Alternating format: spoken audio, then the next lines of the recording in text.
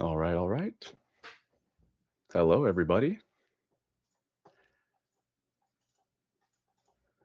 Give another couple minutes for people to filter in. Hey, Lisa.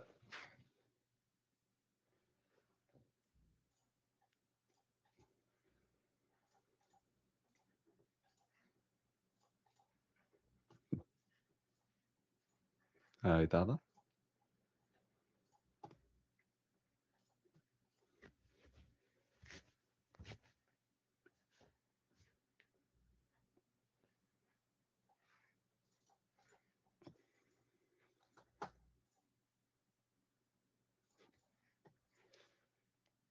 Hello, Marcel.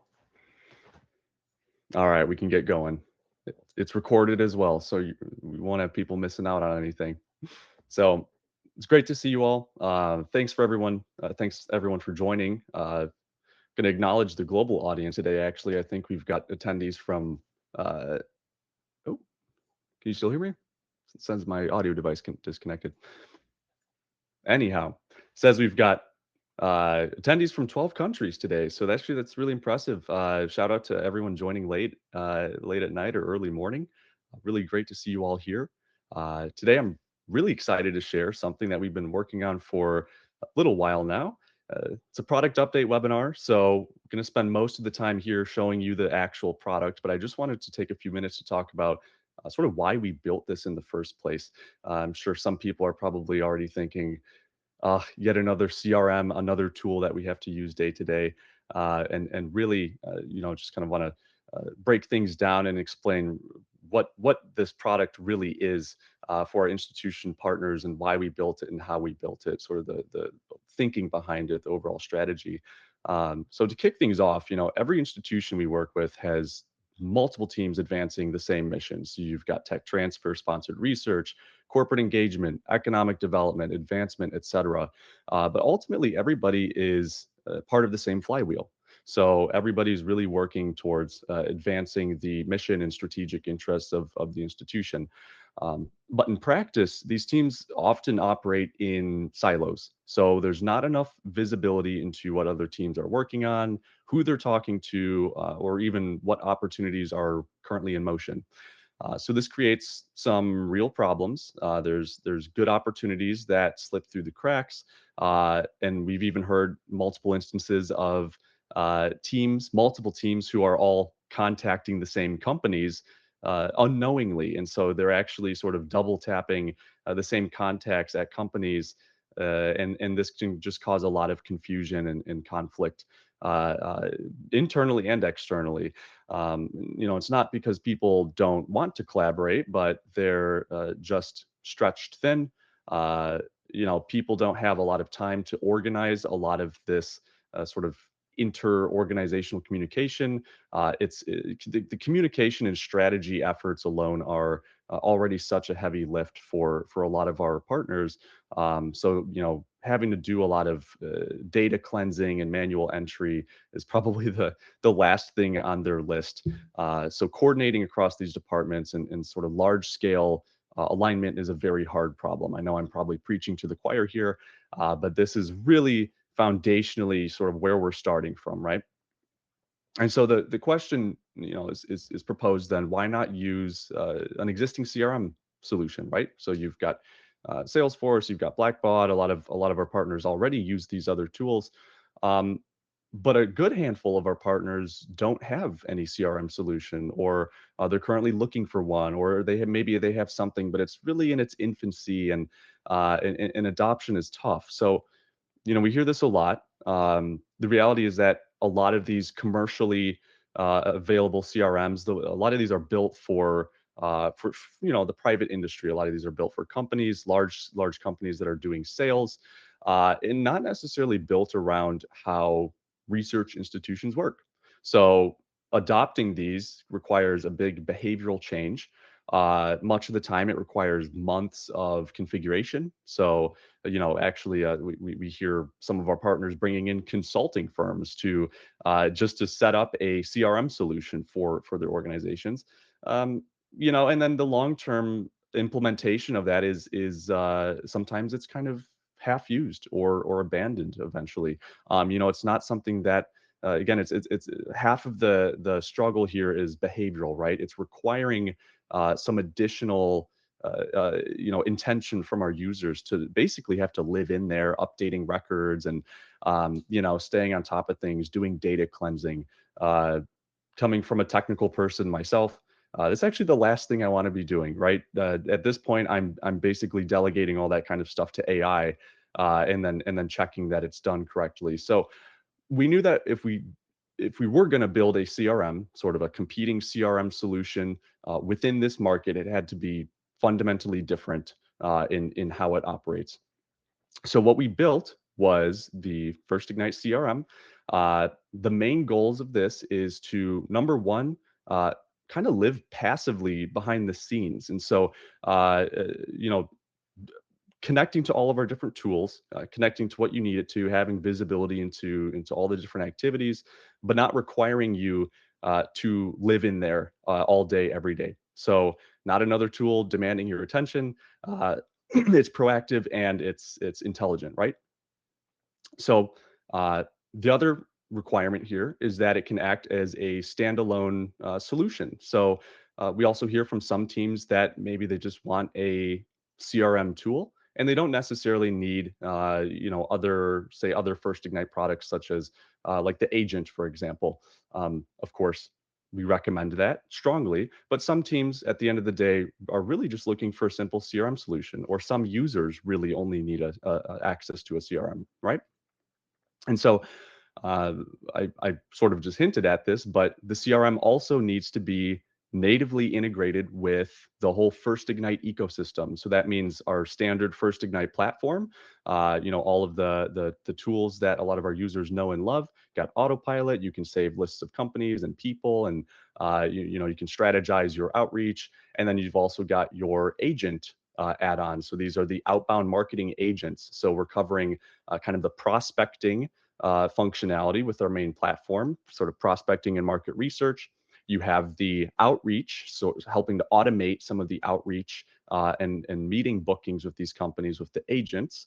And then the CRM is really meant to be the system of record that helps to tie all this stuff together and let you keep track. And not only that, but AI first, right? So we live in this era now where if the tool isn't actually intelligent on its own, or if it's not helping you, it's kind of not worth adopting. And so, or at least that's our mantra internally. A lot of the things that we do, we really start from a kind of like an AI first perspective. So what we did here as well is embedded some AI functionality into the tool, so that you can almost think of it like a coach that kind of nudges you to say follow up on engagements or flag when someone else at your institution maybe has a connection to a company that you're targeting, surfacing new opportunities that maybe you didn't know existed. And then critically, it doesn't require you to completely overhaul your workflow. So designing it really to minimize any sort of configuration to get on the system, get up to speed on things, and then begin adoption. And then, of course, long term, that is something that's a bit more proactive and helpful rather than, a new behavioral change that you have to adopt. So I'm going to show you now what this looks like. I've got some information populated here. And I will also add to open to questions. So you guys are very much welcome to send messages in chat here. I'll try to answer as we go. All right, where's my screen? Having 4 screens is not easy for this, huh? Okay.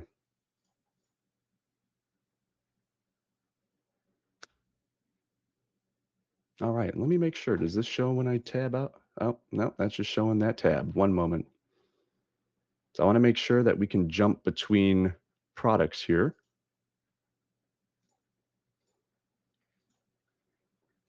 They don't make this easy, do they?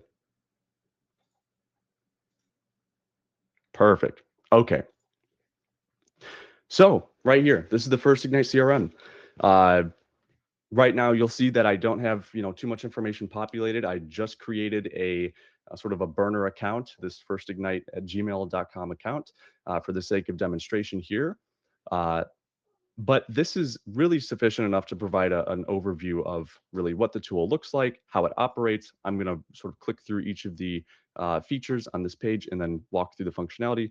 Um, Let me get into this from the home page, the home view here. So you'll note actually that some of this language here already is tailored to a specific use case. So the term proposals, you'll see as I go into the deal flow and whatnot, this is actually more of an advancement office of advancement use case versus something that is tech transfer. So this also demonstrates that the whole user experience is completely customizable, so you can tailor it to your team's needs.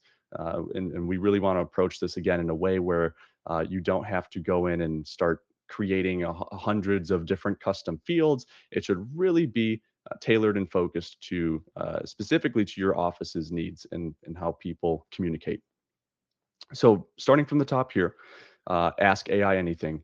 So we have again, embedded AI system that references all your information. So this could be your any sort of active deals, maybe interactions that you have with companies or with foundations, information about your contacts. So you could really go in here and say, here's some examples, right? So show some proposals that are closing this month. So this is more, you could even get strategic with it, right? Or you can say draft a follow-up email to so-and-so, and it has all that context. So assuming you use tools already such as Copilot, right, GPT, Claude, etc., think of it as more or less that capability, but embedded into the system here. Scrolling down, we've got a nice overview of what's our total pipeline value. So of course, you can place some estimates on your deals or proposals. You can see how many active deals or proposals that you have, how many organizations, in this case, 18 companies that I've carried over, and 35 contacts. And right now, this view is specific to me, so Cody, me as a user on this tool. I'll get into some of the team, sort of the team sharing and collaboration functionality shortly as well. And now we've got a nice sort of vignette of here's what our focus is today. So you'll see, I'd hope that there's no tasks because I just created this account, but no urgent tasks. You're all caught up. This is, again, AI powered. So we're looking at, say, over the last 7 days. Imagine it's Monday morning, you just log in, lot of activity happening, especially nowadays. And so the last thing you want to be doing is digging through emails or manually following up on things and looking through your calendar, seeing what meetings are booked. So this is looking at all that context and saying, here's today's priority tasks. Do you have to follow up with somebody? Maybe you have a 2-week old thread that's been open. You've got an active deal and you haven't followed up. Well, that will be highlighted here. Similarly, contacts needing attention, no interaction for 30 plus days in this case, just because I had imported these folks. Of course, I'm not emailing real people here, so it's basically alerting me that, hey, these people that you've imported, they need some attention, right? Maybe they're not tied to a deal yet. You just kind of have these contacts sitting around, and there's no need for that. So we've got that as well. Weekly interaction goals. You can actually set specific goals. So this can be completely personalized. So how many meetings that you'd like to book per week, how many calls, how many emails. We do have the option, I'll get into this too, but we do have the option to sort of categorize your actions. This could be on-site visits or in-person business meetings. This could be, a whole host of different methods of interactions here, but we've got sort of our basic categories covered here. And then this is an actual little AI brief. So here's your quick CRM briefing, one active deal. Again, I just spun this up, 10 grand. No overdue tasks today. We have 10 contacts needing follow-up, prioritize, reconnect with these folks here, move opportunities forward. And then it actually suggests a few options, right? So follow up with these contacts. And then clicking these would take me directly to those people's profiles and allow me to send an email to them directly right there. So a few clicks away from engagement at any time. And then of course you've got your recent activity. So I'll show sort of how this connects to the main FirstIgnite platform. This is actually how I populated this before the demo here. And then our quick actions too, right? Just add a company, say you just met with someone, you can log an interaction, you can create a new deal. So it's all there, right?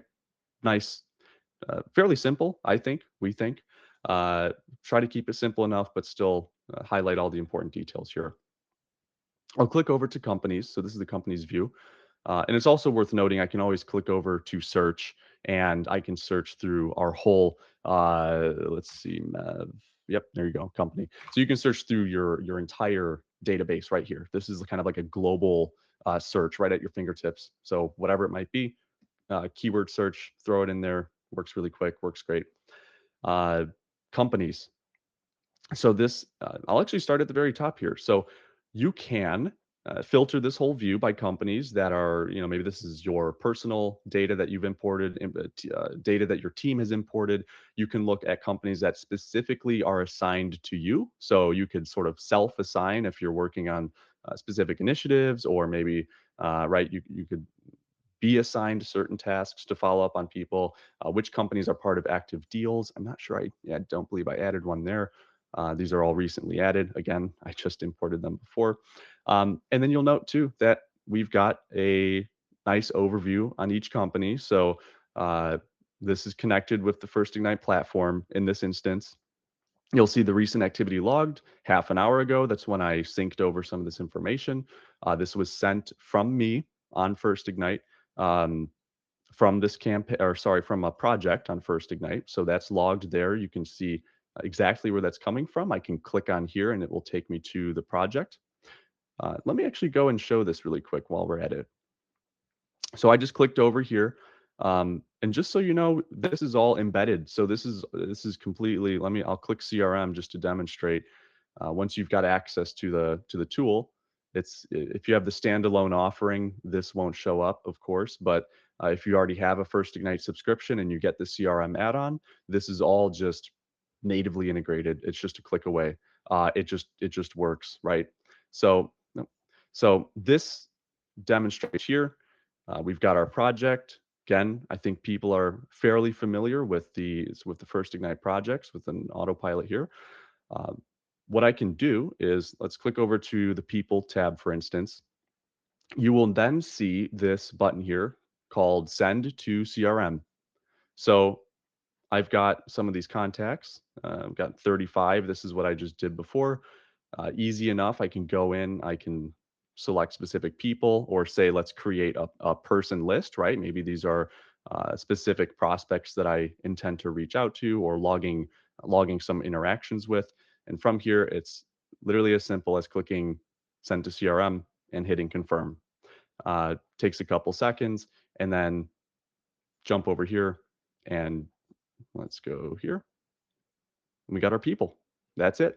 So it just works. It's just connected to the system. The thought process here is the people that you populate within the CRM, uh, usually you intend to actually reach out to. So you can approach this a few different ways, but in our case, like we use CRM internally. We're going to start dog fooding this, so to speak, in the sense of we're actually going to use our own CRM internally at FirstIgnite as well. But in the meantime, the way that we approach it is importing contacts here who you intend to reach out to or have some sort of interactions with. And similarly, on the person's profile, we can go in. We've got all their information here: seniority, location, LinkedIn. I can log activity, so interactions here, right? In any sort of interactions that pull in from agents. So right now, because I'm on our live platform, uh, we don't have any activity on, uh, from the agent experience here to pull over.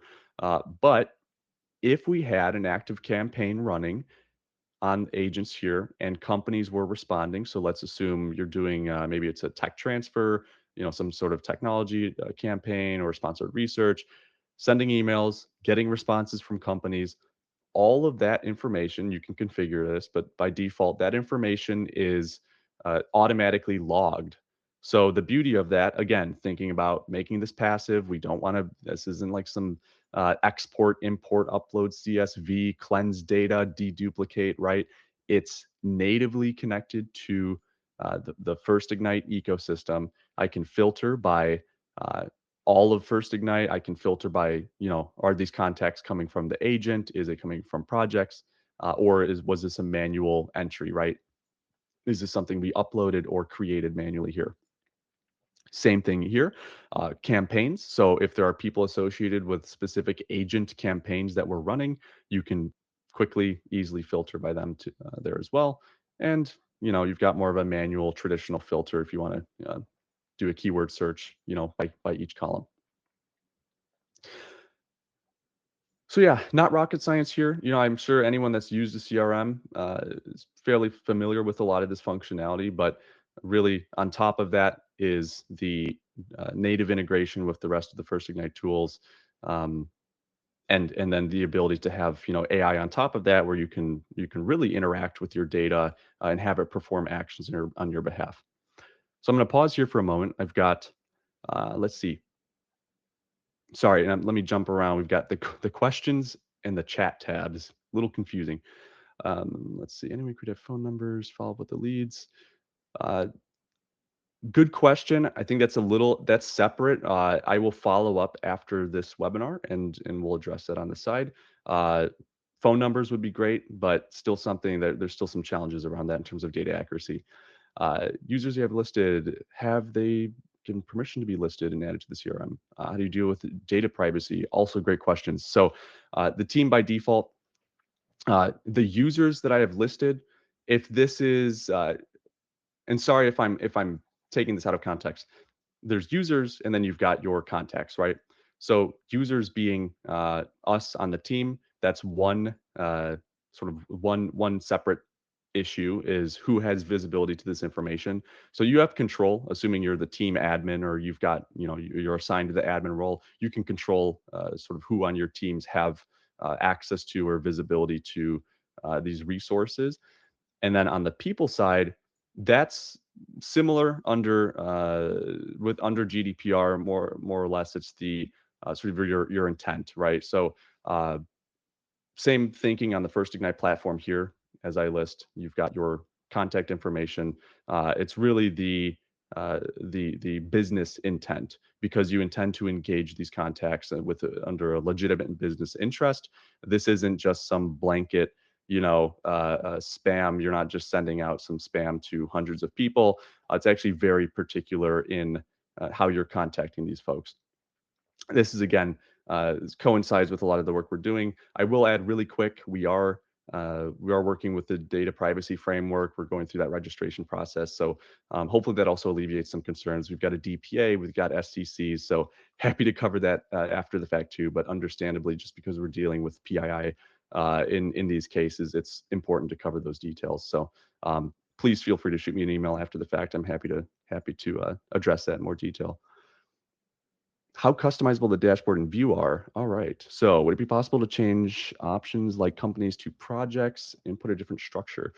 So, and I believe this is probably the view that you're referring to. So as of right now, this is fairly static, but it's easy enough. And believe me when I say it's easy enough when to propose this to our team, and we can add some customization options fairly quickly here.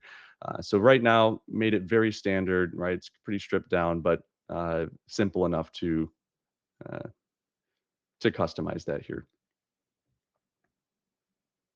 Great questions. All right, I'll try to power through the rest. We only got 6 minutes left.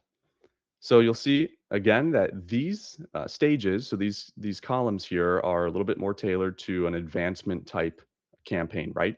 I can go in though, if I click the settings tab, I can go in and completely customize the language that's used here. And I can even set certain follow-ups. So set as win or loss for certain columns, right? So, stewards are declined in this instance, deal closed successfully. So you still have those customization options there. It's not just what you see is what you get. You can make this tailored for your team's needs, and again, sort of how you communicate. But ultimately, very similar deal flow, right? Very similar stages seen across different teams. It's just a matter of the verbiage. We have tasks as well. I don't believe, maybe I did, don't believe I assigned myself any tasks in here yet, but if I did, or if say other team members were assigned tasks, that would show up here. So not so much project management, but you've got enough of that functionality where you can start to keep track of, what's your day to day, right? Were you assigned something like, hey, could you please follow up with this contact? Could you re-engage on this deal, please? All of that would show up here, and that's interconnected with your uh, with your other resources. Okay, let's see. Another question here. Would we be able to make these structural changes ourselves or need support from our side to adjust and reconstruct the setup? Yeah, so the idea is that it's simple enough to make these changes yourselves. This isn't something I can't allow us to put out a product where you need to have a consulting firm come in and help you make these modifications. So really, the top approach for this first approach here would be it's simple enough to where your team should be able to go in and just make these tweaks, but just know that our customer success team is always available, even myself, to meet with you and walk through some of these customizations. And surely that would also help to tailor, future sort of templating, right? Customizing these experiences ahead of time. So jumping here to the interactions page, this is really any sort of engagements that you have with contacts. So if you recall, this could be pulled in from campaigns, like your agent campaigns if a company is responding. You'll see we've actually got some of these preset options. So you've got meetings like your virtual meetings, Teams or Zoom, any calls, emails, face to face. So this would be in person, maybe on campus, business meeting. You've got others, and then I can filter by specific campaigns if I would like here. We have mail. Finally, we have mail. We'll see how this goes. We finally have the ability to connect your institution email account to FirstIgnite. So this is actually a pretty big addition here.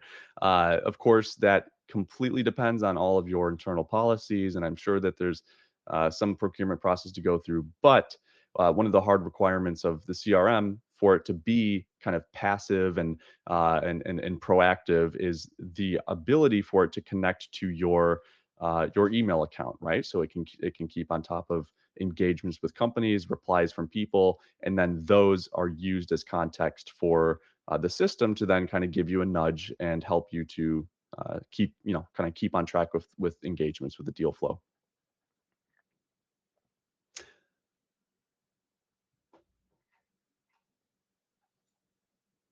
All right. Workflow automations. This is something I won't get into too deeply here, but we do have, we'll just create untitled workflow. We do have the option if you've ever used Zapier or some of these other or N8N, for example, some of these other tools, we brought that type of functionality directly into the CRM.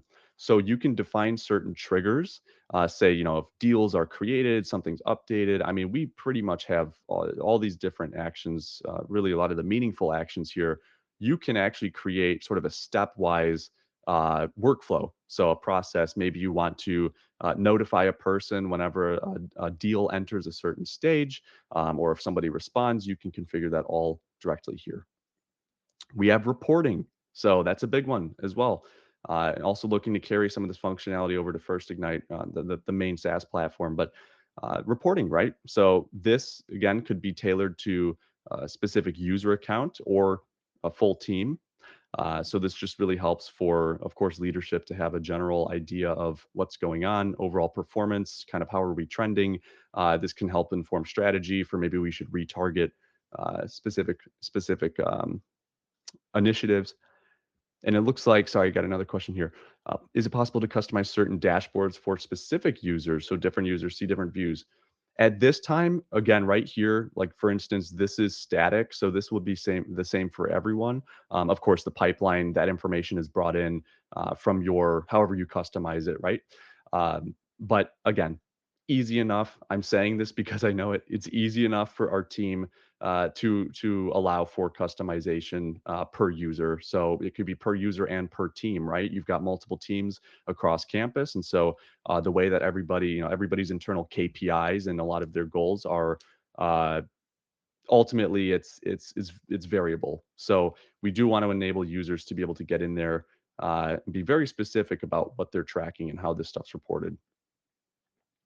Team, nothing too exciting here. This is just an overview, and this actually, in my case, carries over from FirstIgnite here. So I had just created an account for myself in this instance, but if you add other team members, then you would actually, in this case, I'm an admin, so I could actually see these other team members and then update their roles and access. And then we've got this here. So let's say what deals are in my pipeline. This might take a second, but what this is doing is looking at my basically all the CRM data in earlier, and this should save as the chat here. Earlier under the proposals tab here, I had created a deal, just an example deal, if you recall. It was I believe it was a $10,000 deal. Yep, here we go. So pipeline overviews. I actually, sorry, I created that as an opportunity. Tell me a stage. If you want, I can show deals by stage, most recently updated. You can filter, right? So this is actually more or less almost as if you had Copilot or Claude directly embedded. And then you can actually do create new deal. And then this, again, actually right now, this is oh, so the idea here is that you can click this and actually perform actions directly from within the view. All right, and one other question we've got: if a project is closed, could that trigger a specific command or automation that generates a final decision document once the project's marks closed? This is actually, and don't apologize for the questions. That's what we're here for.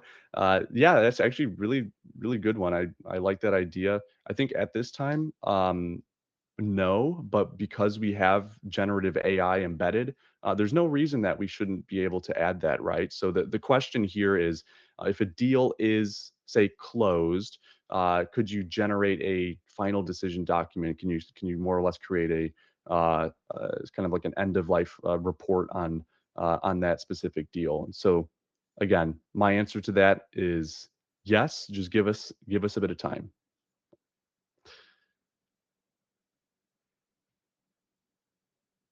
Perfect. All right. And sorry, we're a couple minutes over. Any other questions?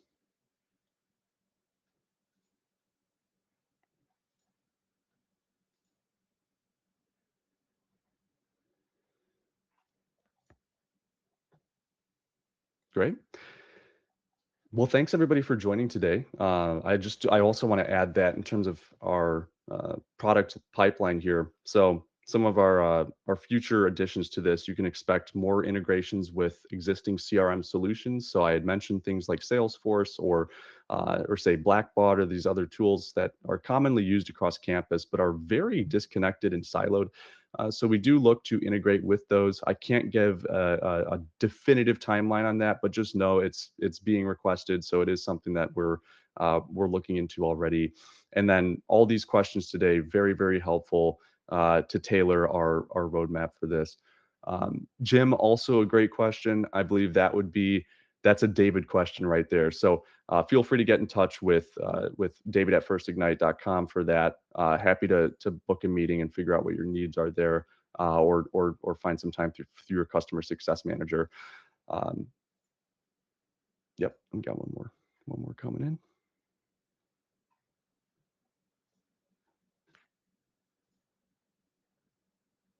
Great. And I will drop my email here for everybody in chat. So if you do have any follow-up questions or feedback, it's very welcome. So we're big on customer feedback. You can almost think of us as a co-development partner. And then Lisa, are we going to be able to see this as a demo? Is that you mean basically on platform, trying it, sort of self-serving it, or booking a demo? The answer currently would be to find some time with your customer success through your customer success manager. We'll be in touch with everybody in attendance here. And I do like the idea of having some sort of demo on platform, right? Even if it's maybe kind of dummy data, just to get in there and try it out, see how the AI functionality works, see how it ties to FirstIgnite. I like the idea as of today. Really just personalized demos is what we're going for, but we'll consider it.